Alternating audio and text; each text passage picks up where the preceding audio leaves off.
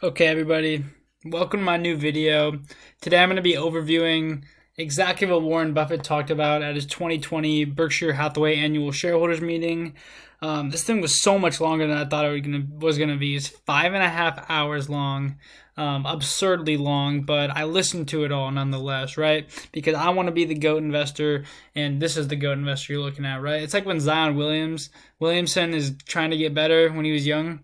What's he doing? He's watching LeBron, right? So what am I doing to try to get better? Watching the GOAT. All right, so I took a lot of notes on this and pretty much put it into one document of everything highlighted. So the first thing that he talks about is that you should never bet against America. And he's talking about long term. Everything he talks about is long term. And I wanted to say that because I'm currently shorting the market. So I start out here with the big chart, right? You can see it's starting all the way back at 1900 all the way to 2020. So he starts out with the history lesson. So he talks about how in 1790, the country's net worth was $1 billion. So nothing compared to now. And the population was 3.9 million. And in 2020, our country's net worth is $16.7 trillion, and the population is 331 million. So we're talking about massive growth in just a short period of time, right? So 230 years, 2.5 lifetimes, right? That's not a lot of time if you think about it, but the growth our country has witnessed, so much, right? So this is a 5,000 to 1 gain in just 230 years, right? So if you would have put $1 in, that dollar would have turned to 5,000 by now, okay?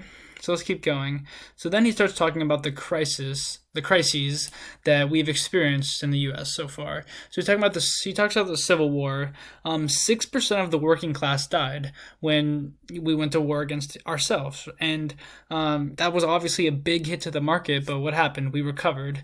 And then he goes on to talk about the market in the 1930s. Right, this was his first experience in the market, and it's just insane to think about. So September 3rd, 1929, the market closed at $381. Okay, 2 months later, on November 13th, 1929, the market closed at 189, which was a 48% decline in 2 months. And on July 8th, in 1932, the market closed at $41.22, right? So it dropped so much in such a short period of time, right? We're talking about 2.5 years. And that turned a $1,000 investment at the top to a $120 investment in 2 years' time. And you can see that happened right about here. Massive drop. And right down here, people lost confidence. That's what he was talking about, how people lost confidence. And what did they do? They missed this whole rally, right? So he just talks about how you can't let the short term affect you, and in the long term, it will go up, right? And that's what he preached so much during this. He doesn't know what's going to happen in a month. He doesn't know what's going to happen in 2 months. But in 15 years, 20 years, he knows it's going to be up from what it is right now. And he's all about the long term. That's his investment strategy. So in the 50s, the Dow Jones was around 200-ish. And last Friday, we closed at 21K, right? So that was his first point, right? Never bet against America, because how it's proven in the past is no matter what happens, we will recover. America's the strongest nation in the world. So don't let this scare you. Okay, and so the second point he makes is to invest in stocks like it's a farm. And when he said this, I just kind of thought it was hilarious because, Warren Buffett's 90 years old and he's comparing investing to a farm. Like, I don't know, it's just funny. So this is classic Warren Buffett, right? This is you buy and you hold for a long time. So he talks about right here that people think you need to change your opinion on a stock day to day because everyone else does. This is trend investing and he hates this, right? So I just said this. His strategy is to buy and hold for long periods. Buy what you like and hold it for a long, long time.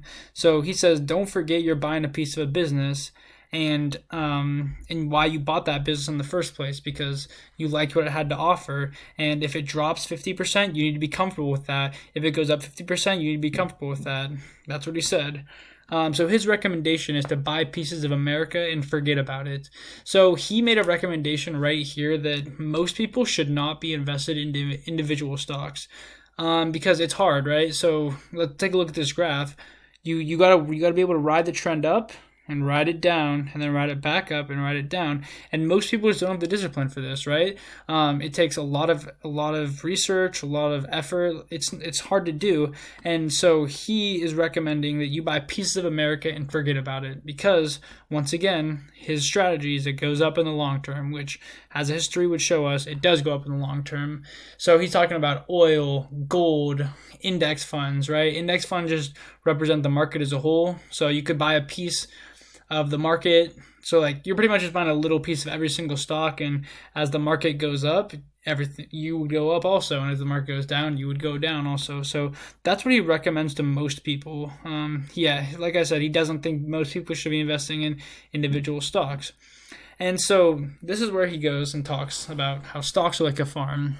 So he talks about the strategy, or not strategy, but the situation, right? So you buy a farm. So you do the math and you see how much it costs X amount per acre, and you can produce X amount of crops and make X amount of money, right? So you buy your farm, and then your next door neighbor comes up to you a week later and says, hey, I'll buy your farm for $2,000.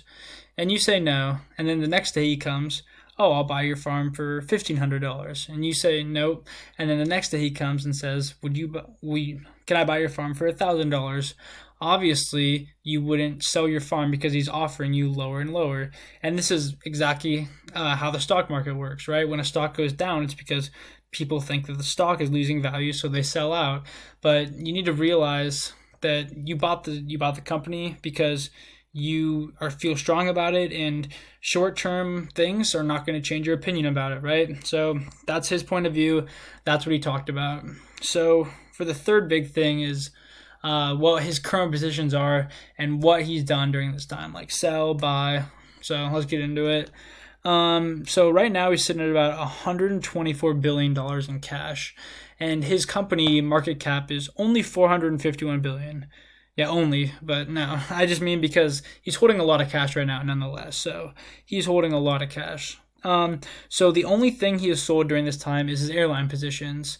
So earlier, I don't know, he didn't really mention about how long ago he bought these, but it seemed like it was pretty recent. He had a 10% stake in the four biggest airlines, which were Delta, Southwest, American, and United.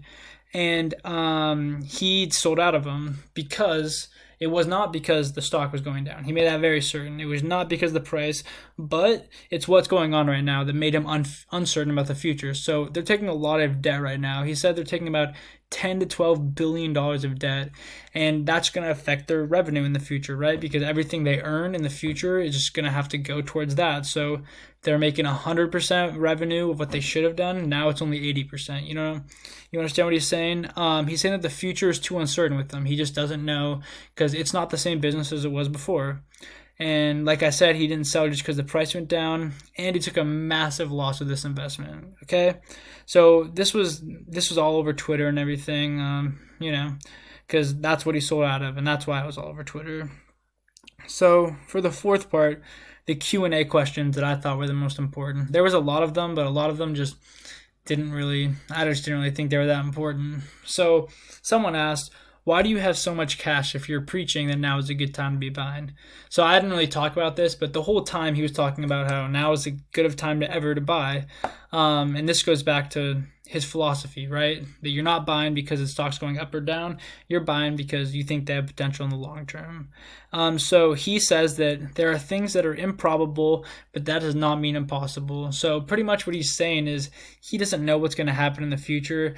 He hopes that nothing worse happens, but he just doesn't know. And so that's why he's holding the cash. And he says you need to hold for a long time. Short-term movements shouldn't affect your buying or selling. And then he talked about how you need to have confidence when a stock you bought drops 50% and not sell. And this goes back to his whole philosophy, right? You need to do your research and be very confident that the company you're buying will go up. And even if it's down in the short term, this presents an opportunity to buy more, not to sell. And then he says, I know it'll work out over 20 years. I don't know about 2 years, right? And he said this so many times. Like, he doesn't know what's going to happen in 1 month, 2 months, or 2 years. But in 20 years, things will be back to normal and they will be better. And then, so a second question is, big hedge fund managers saying that the days of investing in a passive fund or over? And this question was regarding because he said earlier to invest in passive. And he says that they track the market, and he's pretty sure the market will continue to go up. He thinks that hedge fund managers are saying this because they actually make more money through selling managing these days than actually managing the money.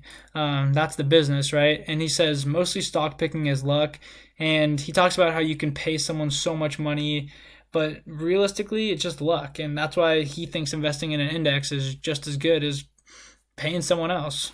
So, and then this guy says, did you sell out of airlines completely? And then he says, when we change our minds, we don't take half measures. So yes, he sold out of all the airlines completely. And so for the fifth and final thing is the overall takeaways I got from this that I didn't list above. And he says, it's always a good time to buy if you believe in the company. This goes back to, doesn't matter if it's up from a month ago, down from a month ago. He's looking 10 years out. He's looking 20 years out. Do you think it'll be up in 10, 20 years? If so, then now's a fine time to buy. He says always have a cash on hand. He referenced 9/11 and big current events like that. So you're never going to know what's going to happen in the world tomorrow. You'll never be able to guess it, which is why it's always good to have cash on hand. And especially right now, we have no idea what's going to happen. So that's why he has a lot of cash on hand right now. And then he says to never borrow money or trade on margin because you'll never know what's going to happen. And this kind of leads back to what I just talked about. It's, you don't want to be in debt because you have no idea what's going to happen. So, yeah, this is what 5.5 hours got me. So I'm honestly kind of glad I listened to it, though. If anyone's just dumb bored like I was, it's a great watch. Like, Warren Buffett is the greatest investor of all time, despite what you say. Another thing I should note is someone asked a question about what he has to say about Berkshire underperforming the S&P 500 in the past 10 years. So that's just one thing to note. Some people would say that his investment strategy is over, which is what actually hedge funds are saying right now, which is why he got this question right here. But I don't know. Obviously, I don't know. What my philosophy is you got to take everyone's different strategies into consideration and make your own. But yeah, I hope you guys liked this video. Leave a like, comment. If you have any questions, let me know. If you think I missed something good, let me know. But trust me, I didn't. Like, I watched this whole thing and I pretty much got everything. Just this was more in depth. The 5.5 hour video was pretty boring, I'm not gonna lie. Listening to a 90-year-old talk, it's pretty slow, but he's insanely smart, so it's just cool that we got to listen. All right, everyone have a good day.